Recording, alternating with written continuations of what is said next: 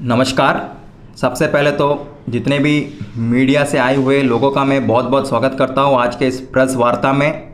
सबसे पहले अंडमान निकोबार द्वीप वासियों को मेरा प्यार भरा नमस्कार, युवा साथियों को, बुज़ुर्गों को, माताओं बहनों को।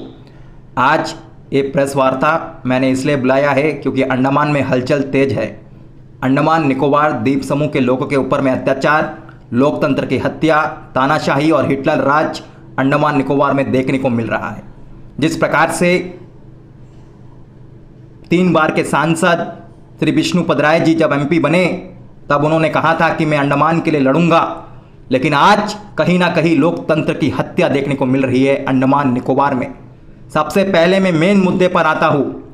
आज अंडमान निकोबार में जिस प्रकार से मेडिकल नेग्लिजेंस यानी कि डॉक्टर्स की लापरवाही की वजह से 2 मौत, वो भी सबसे पहले मैं श्रद्धांजलि और इस दुख के घड़ी में उस परिवार के साथ खड़ा हूँ कि उन्होंने कुछ खो दिया है। हमने अंडमान के एक बेटी को खोया, हमने अंडमान के एक बेटे को खोया।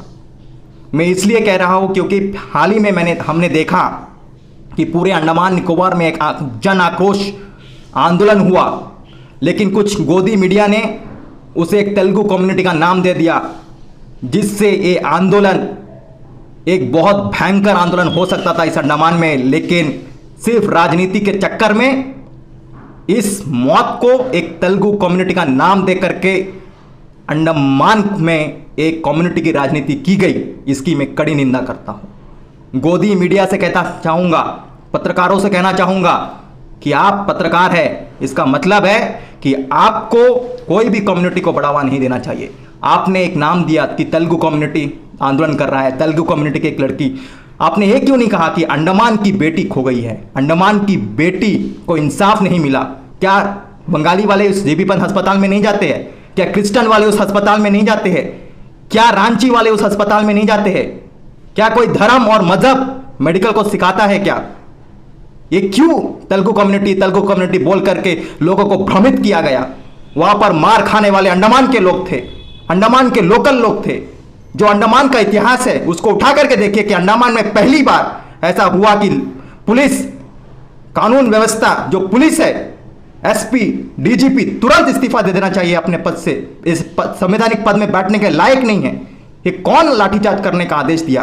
क्या मेंबर ऑफ पार्लियामेंट को पता नहीं था लाठीचार्ज होने से पहले? ये लाठीचार्ज क्यों हुआ? वहां पर आतंकवादी, वो क्या आतंकवादी संगठन से थे क्या?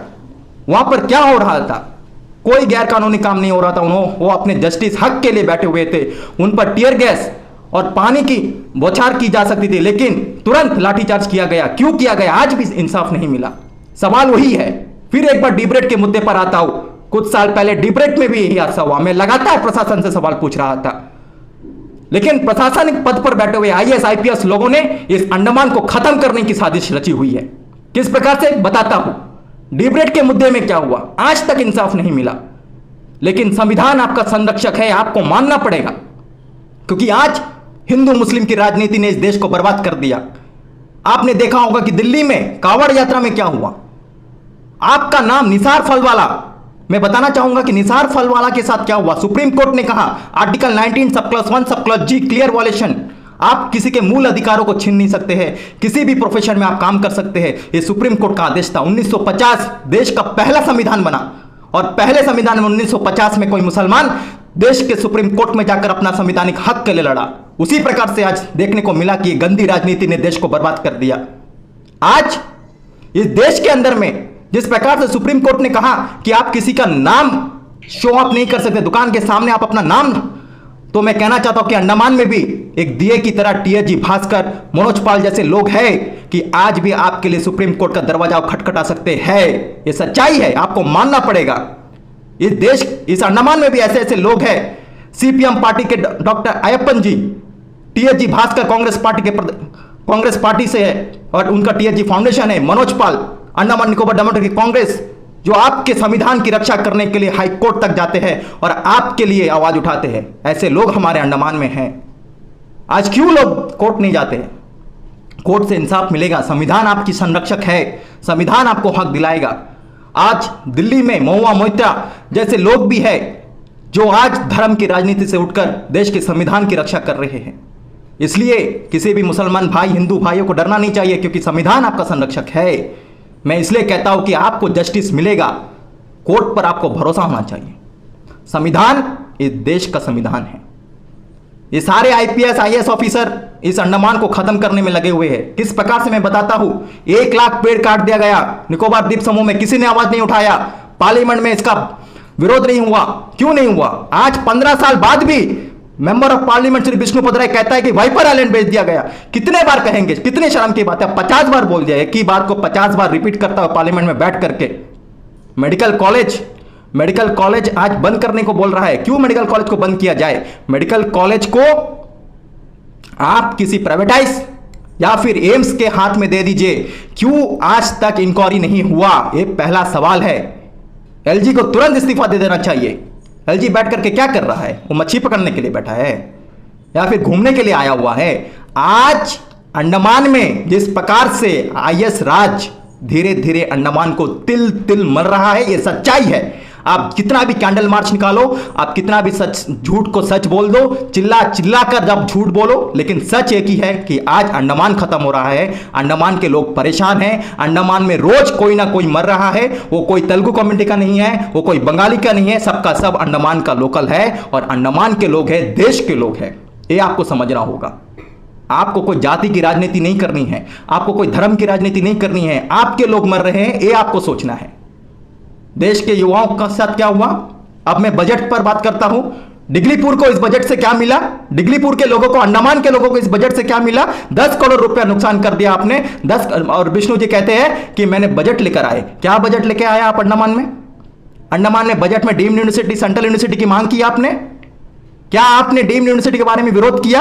एक बार भी आपने नहीं कहा कि यहां के बच्चों का मांग है सेंट्रल यूनिवर्सिटी। क्यों विष्णु जी? सवाल तो आपसे भी है। आपने पार्लियामेंट में क्यों नहीं कहा? आपको वाइपर आइलैंड याद आ रहा है।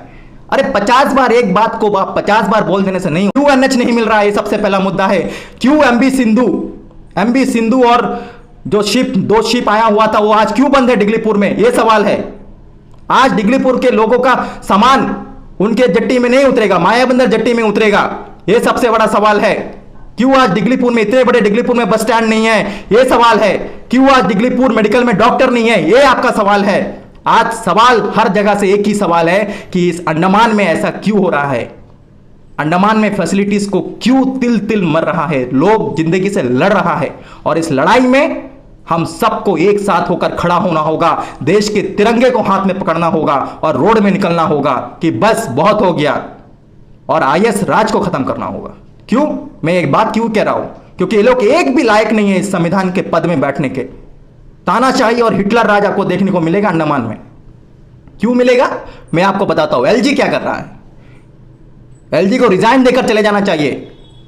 चीफ सेक्रेटरी सर को रिजाइन दे देना चाहिए। डीसी, एसी, एसपी, ये लोग कोई लायक नहीं है संवैधानिक पद में बैठने के। मैं बार बार कह रहा हूं कि ये लोग उस कॉन्स्टिट्यूशन के चेयर पर बैठ करके आप लोग क्या कर रहे हैं? ये पहला सवाल है। एमपी तो पढ़ा लिखा नहीं है कोई भी, मैं बताना चाहता हूं। लेकिन आप लोग तो आईएएस है, यूपीएससी टॉपर है, इसलिए आपको एक वर्दी देकर आपको बैठाया गया है ताकि आप देश की और देश के लोगों की सुरक्षा कर सके। लेकिन आप अंडमान के लोगों के साथ क्या कर रहे हैं? रात के समय में लाइट बंद करके तेलुगु भाइयों को मारा गया, बहनों को मारा गया, उसका आज तक इंक्वायरी नहीं हुआ। कब होगा? यह सवाल आपने पार्लियामेंट में नहीं उठाया। मैं बजट की बात कर रहा था। फिर से मैं पूछता हूं कि डिगलीपुर के लोगों को क्या मिला? अंडमान में बिल्ली ग्राउंड के लोगों को क्या मिला? घनादवला के लोगों को क्या मिला? काला पहाड़ के लोगों को क्या मिला? मेरे रांची भाइयों को क्या मिला? जनगणना की बात हो रही थी, आप जाति जनगणना नहीं करा रहे हैं। सेंसेक्स 2011 का सेंसेक्स जैसा था, आज तक जनगणना नहीं हुआ। 2011 के बाद 2021 में होना चाहिए था, कोरोना की वजह से वो बंद था। हम कितने लोग आए अंडमान में? इलीगल लोग कहां से आ रहे हैं? अंडमान एक आइलैंड है, ये आपको सबसे पहले समझना होगा। मैं बार बार कहता हूं कि अंडमान एक आइलैंड है, it is not mini India. ये पहले भरम की राजनीति बंद कर दीजिए। इतनी गंदी राजनीति इस अंडमान में नहीं चलेगी। सबसे पहले मिनी इंडिया बोल करके आज अंडमान का पॉपुलेशन कितना है आप सोच लीजिए कि जिस दिन इस अंडमान में पॉपुलेशन बढ़ेगा, अंडमान में समस्या आती रहेगी। It is not a state, it is a island. ये आपको समझना होगा। एक आइलैंड में जितना कैपेसिटी होना चाहिए उतने ही लोग इस आइलैंड में बच सकते हैं। इसलिए पहले के सरकारों ने, भारतीय राष्ट्रीय कांग्रेस ने एक एग्रीमेंट के तहत लोगों को यहां पर बसाया था, उन पर जुल्म हुए, उनको यहां पर लाकर बसाया गया, उनको खेती बाड़ी करने की जगह दिया गया। लेकिन आज धीरे धीरे अंडमान का पॉपुलेशन क्या है, ये आपको सच्चाई बताना होगा लोगों को। आप पॉपुलेशन के बारे में बात नहीं करते हैं, आपने कोई डेटा नहीं दिया कि कितने लोग मरे, कितने लोग जन्म हो रहे हैं, कितने लोग आप धीरे धीरे अंडमान में बढ़ रहे हैं।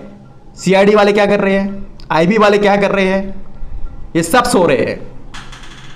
सारा का सारा लोग एक साथ जुड़े हुए हैं, अंडमान को खत्म किया जा रहा है। इसलिए आज ये प्रेस कॉन्फ्रेंस करना बहुत जरूरी था।